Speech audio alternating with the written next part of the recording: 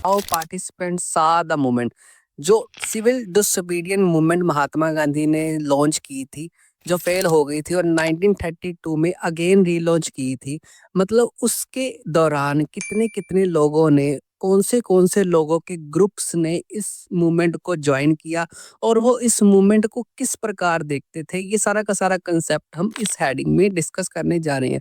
ध्यान रखना, बड़ी ज़्यादा इंपॉर्टेंट हेडिंग है, बड़े सारे क्वेश्चन बनते हैं इससे, तो be careful about the question answer. Concept को डीपली डिस्कस करने से पहले मैं आपको बता देता हूँ, there are 4 types of groups जिन्होंने इस मूवमेंट को ज्वाइन किया। अब यहाँ पर हम ये देखेंगे क्या वो सक्सेसफुली ज्वाइन रहे लंबे समय तक, या कई कारणों के चक्कर में कुछ ग्रुप इस मूवमेंट से पीछे हट गए। तो बेसिकली पहले 4 मैं ग्रुप बता देता हूँ। एक है कंट्री साइड रिच पीजेंट। जो कंट्री साइड मतलब गाँव के रिच पीजेंट्स थे, उन्होंने इस मूवमेंट को कैसे देखा भाई। उसके बाद पुअर पीजेंट्स जो रिच पर्सन के अंडर ही काम करते थे, उन्होंने इस मूवमेंट को कैसे देखा। बिजनेस क्लास लोगों ने इस मूवमेंट को कैसे देखा और वर्किंग क्लास जो लोगों ने इस मूवमेंट को कैसे देखा। क्या ये लंबे समय तक मूवमेंट के साथ जुड़े रहे, अगर नहीं रहे तो उसके पीछे क्या कारण था। तो सबसे पहले हम डिस्कस करते हैं, जो मेन हेडिंग ही है how participants saw the movement. तो कौन से पार्टिसिपेंट डिस्कस करने जा रहे हैं हम। सबसे पहले कंट्री साइड रिच पीजेंट्स के बारे में, जो गाँव के रिच किसान थे। रिच किसको बोला जाता है, जिसके पास खुद की जमीन थी और वो अपने बिंदास तरीके से वहां पर खेती बाड़ी करते थे। वो इस मूवमेंट के साथ कैसे जुड़े रहे और कैसे अलग हुए, ये डिस्कस करने जा रहे हैं। बस तो हम सभी ग्रुप का ऐसे ही डिस्कस करेंगे, तो इसको पॉइंट्स में डिस्कस करेंगे। आपको एग्जाम में आ सकता है, जो कंट्री साइड रिच पीजेंट्स कौन सी कैटेगरी के लोग थे जिन्होंने इस मूवमेंट को ज्वाइन किया।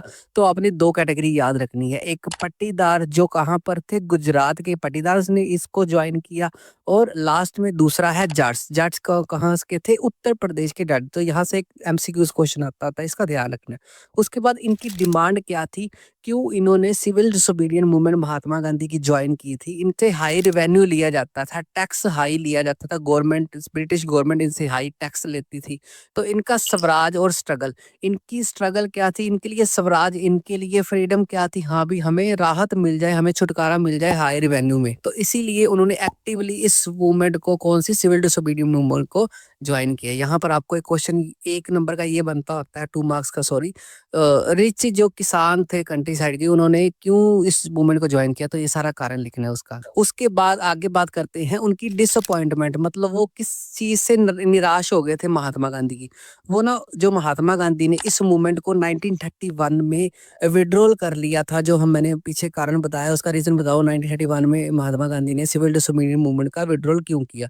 तो बहुत सारे कारण थे, कोई एक बता दो आप कमेंट बॉक्स में।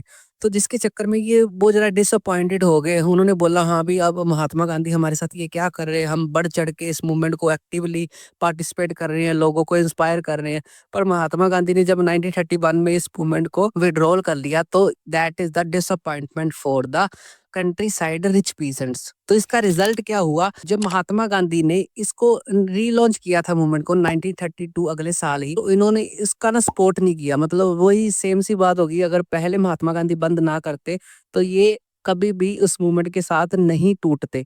तो जब महात्मा गांधी ने 1931 में बंद कर दी और 1932 में दोबारा लॉन्च की थी, तब इन्होंने ज्यादा सपोर्ट नहीं की। तो आई होप ये रिच कंट्री साइड पीजेंट्स का कंसेप्ट आपको अच्छी तरह समझ आ गया। इससे जितने भी क्वेश्चन बनेंगे मैं सारे के सारे नोट्स में दे दूंगा। Now move to the poor peasants. Poor peasants क्या इस मूवमेंट को देखते थे, क्या इस मूवमेंट में ज्वाइन हुए, या उन्होंने इस मूवमेंट को ज्वाइन नहीं किया, तो इसके पीछे कारण क्या था। तो सबसे पहले डिमांड की बात करते हैं।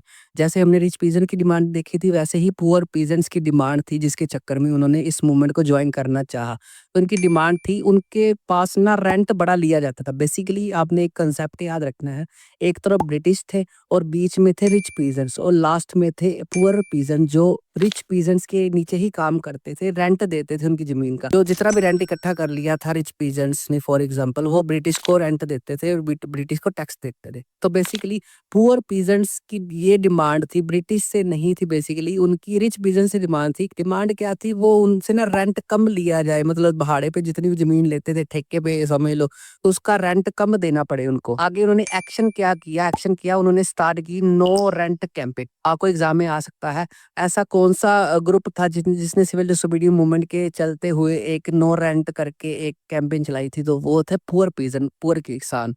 अब बात करते हैं कांग्रेस का स्टैंड। कांग्रेस का स्टैंड मतलब महात्मा गांधी उनके साथ थे या नहीं थे, तो इसका आंसर है नो। महात्मा गांधी या कांग्रेस ने उनकी सपोर्ट नहीं की। उनको ये डर था कि रिच जो किसान थे वो उनके साथ जुड़े हुए थे।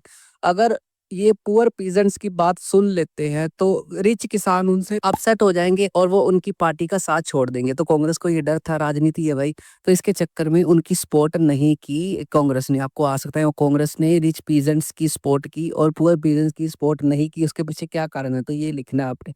उसका रिजल्ट क्या निकला, तो उन्होंने बेसिकली और रेडिकल जितनी भी मूवमेंट थी, जितनी भी अग्रेसिव मूवमेंट थी, जो कहते थे हाँ भी हम लड़ झगड़ के हमने देश को आजादी दिलवानी है, उनके साथ जुड़ गए थे। तो जिससे इसकी आउटकम क्या हुई, पुअर पीजेंट्स थे जो था वीक था, इतना ज्यादा इस मूवमेंट के साथ कनेक्ट नहीं हो पाए। मतलब अब तक हमने ये देखा है रिच पीजेंट्स की वजह से पुअर पीजेंट्स को कांग्रेस ने सपोर्ट नहीं किया इस मूवमेंट में। तो आई होप ये दो प्रोस्पेक्टिव आपको अच्छी तरह समझ आ गया, रिच पीजेंट्स और पुअर पीजेंट्स का।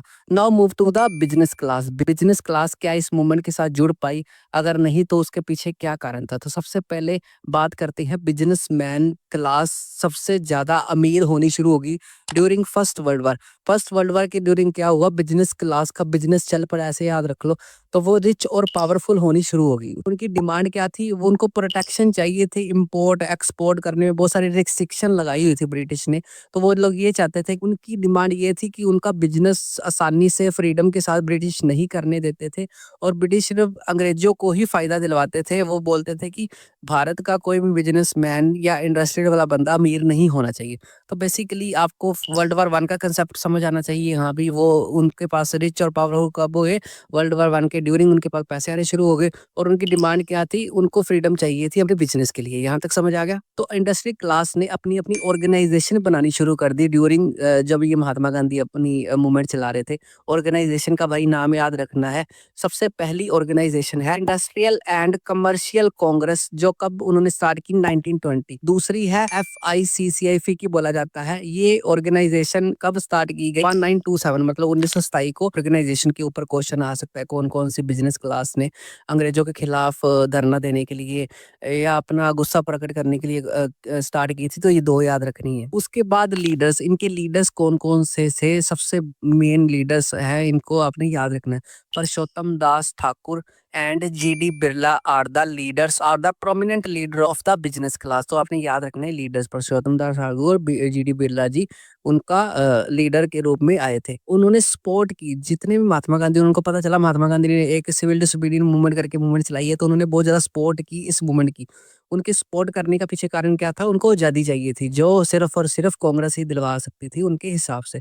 तो उन्होंने बहुत हाई लेवल के ऊपर सपोर्ट की इनकी। उनको फंड भी प्रोवाइड करवाए, जितने भी कांग्रेस पार्टी को फंड चाहिए थे, पैसे दिए चाहिए थे, उनको पैसे प्रोवाइड करवाए गए। बाइकआउट किया महात्मा गांधी के साथ उन्होंने फॉरेन गुड्स का, और इकोनॉमिक फ्रीडम के लिए ये सारा का सारा स्ट्रगल कर रहे थे ताकि उनकी अर्थव्यवस्था, उनके जितने पैसे या बिजनेस है वो फ्रीडम के साथ चल सके। आपको यहाँ पर एक क्वेश्चन ये आ सकता है कि बिजनेस क्लास का इस मूवमेंट में शामिल होने के पीछे क्या कारण था, किस क्या वो देखते थे, ठीक है। उसके बाद भाई डिक्लाइन, इनकी और कांग्रेस मतलब बिजनेसमैन और कांग्रेस जो रिश्ता था वो धीरे धीरे गिरना शुरू हो गया। क्यों हो गया, उसके पीछे थी रीजन, सेकंड राउंड टेबल जो मैंने कॉन्फ्रेंस करवाई थी महात्मा गांधी और इरविन के बीच में हुई थी, तो बेसिकली जो फेल हो गई थी। तो इनको ये डर लगने लग गया, हाँ भाई अब मिलिट्री रूल ना चल जाए। मिलिट्री रूल चल गया तो उनको जितना भी बिजनेस उनका पहले चल रहा था अंग्रेज कहीं वो उनकी सपोर्ट के चक्कर में बंद ना कर दे भाई। तो इसीलिए उन्होंने महात्मा गांधी की सिविल डिसोबीडियंट मूवमेंट में धीरे धीरे साथ छोड़ना शुरू कर दिया। अब आपको यहाँ पर ये समझ आ रही है कि कैसे कैसे ज्वाइन किया और कैसे कैसे उन लोगों ने, लोगों के ग्रुप्स ने इनको क्या किया, इस मूवमेंट को पीछे हटना शुरू हो गया। आई होप ये तीनों के तीनों आपको अच्छी तरह समझ आ गई। Now move to the last group, इसको बोल सकते हैं इंडस्ट्रियल वर्किंग क्लास। इस मूवमेंट के साथ जुड़ी, अगर नहीं जुड़ी तो इसके पीछे क्या कारण था। सबसे पहले बात करते हैं उनकी पार्टिसिपेशन। पार्टिसिपेशन बड़ी ज्यादा लिमिटेड थी, बताऊंगा कारण क्यों। और इसका एक ही ग्रुप महात्मा गांधी की विडोस मीडियम मूवमेंट के साथ जुड़ा हुआ था, वो था नागपुर रीजन। तो आपको आ सकता है ऐसा कौन सा रीजन था इंडिया में बेसिकली जो इस मूवमेंट के साथ जुड़ना चाहता था, जो थोड़ा थोड़ा जुड़ा हुआ था। तो नागपुर रीजन आपने याद रखना है। आगे आता है, जब इनकी पार्टिसिपेशन थी उसके पीछे रीजन क्या था, क्यों लोग इनके साथ जुड़ नहीं पाए थे। वो सेम सी बात है, इसको रिकॉल कर लो। क्या सेम सी बात है, जो वर्कर्स स्टे अवे थे, इसका कारण ये था कि जो फैक्ट्री ओनर्स थे वो कौन सी पार्टी को सपोर्ट कर रहे थे, कांग्रेस। जो हमने पीछे पढ़ा है इंडस्ट्रियल क्लास जो होगी। तो बेसिकली एक ग्रुप अगर खुश करता था महात्मा गांधी फॉर एग्जांपल, तो दूसरा ग्रुप उससे नाराज हो जाता था। इसीलिए महात्मा गांधी गांधी को स्ट्रॉन्ग ग्रुप को ज्वाइन करना पड़ा, स्ट्रॉन्ग ग्रुप के साथ हाथ मिलाना पड़ा। तो जो बेसिकली जैसे ने रिच पीजेंट देखे थे, उनके नीचे पुअर पीजेंट काम करते थे। अगर रिच पीजेंट्स का उन्होंने बात नहीं मानी, पुअर पीजेंट का साथ किया, तो रिच पीजेंट उनका साथ छोड़ देंगे, जो उनके लिए बुरी बात थी उस पार्टी के लिए। वैसे ही जो बिजनेस क्लास के लोग थे, अगर वो नाराज हो जाते महात्मा गांधी से, तो उन्होंने वो कांग्रेस का साथ छोड़ देना था, क्योंकि वर्कर की डिमांड थी कि उनको ज्यादा सैलरी मिले। जो सैलरी मिलती किससे थी? इंडस्ट्रियल क्लास से। तो एक खुश होता था तो दूसरा नाराज होता था। तो महात्मा गांधी कांग्रेस ने क्या किया, जो स्ट्रॉन्ग पार्टी थी उनका ही साथ दिया, बेचारों का, इन लोगों का साथ नहीं दे पाई कांग्रेस उस समय में। ठीक है, आगे उनकी इन्वॉल्वमेंट आ सकती है। जो मेनली नागपुर रीजन उनके साथ अटैच हुआ, उन्होंने क्या क्या किया महात्मा गांधी के साथ जुड़ के, उन्होंने ज्वाइन किया बाइकआउट फॉरेन गुड्स को और प्रोटेस्ट किया। लो वेजेस थी उनकी, जो वेजेस थी उनके खिलाफ उन्होंने प्रोटेस्ट किया। उन्होंने इवेंट्स आगे याद रखने हैं, कौन सी डेट को क्या किया, ये एग्जाम में आते होते हैं। 1930 और 1932 की इवेंट्स याद रखनी। 1930 में क्या हुआ, उन्होंने स्ट्राइक की रेलवे वर्कर्स ने, और छोटा नागपुर के रीजन वाले वर्कर्स ने प्रोटेस्ट किया, एज इट इज याद रखना पड़ेगा। और उसके बाद 1932 में पोर्ट्स वर्कर्स, जो पोर्ट के बंदरगाह में वर्कर्स काम करते थे, उन्होंने स्ट्राइक्स की। तो महात्मा गांधी का ऐसे साथ दिया। लास्ट में जो कांग्रेस का स्टे था इन वर्कर्स के साथ, वो इग्नोर हुआ। मतलब कांग्रेस ने इनको इग्नोर किया। क्यों? क्योंकि जो इनकी डिमांड थी हाई वेजेस उनकी हो जाए, तो बेसिकली वो किसके खिलाफ हो जाते थे? इंडस्ट्रियल्स के खिलाफ हो जाते। तो महात्मा गांधी ने एक को खुश किया और एक को नाराज किया, ऐसे समझ लो। आई होप यहाँ तक आपको अच्छी तरह समझ आ गई। यहाँ से जितने भी क्वेश्चन बनेंगे मैं आपको नोट्स में दे दूंगा। लास्ट में आपको आता है वुमेन के बारे में। वुमेन का पार्टिसिपेशन कैसा था? जो वुमेन जो थी, उन्होंने भी इस मूवमेंट में बढ़ चढ़ के हिस्सा लिया।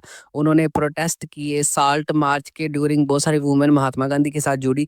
पर यहाँ पर उनके जो रोल थे लिमिटेड थे, उनको सिर्फ सिंबॉलिक रोल मिले थे। मतलब यहाँ पर अगर बोला जाए कि मेन रोल में सिर्फ और सिर्फ मेन को ही हिस्सा दिया जाता था, मेन को ही पार्टिसिपेट किया जाता था।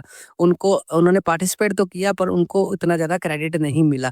इसीलिए आगे जाके ये मूवमेंट धीरे धीरे फेल होनी शुरू हो गई थी, क्योंकि महात्मा गांधी क्या करते थे, एक ग्रुप को साथ देते थे और दूसरे को इग्नोर किया जाता था, जिसके चक्कर में ये मूवमेंट धीरे धीरे आगे जाके फेल होनी शुरू होगी। आई होप ये कंसेप्ट 3.2 का आपको अच्छे से समझ आ गया।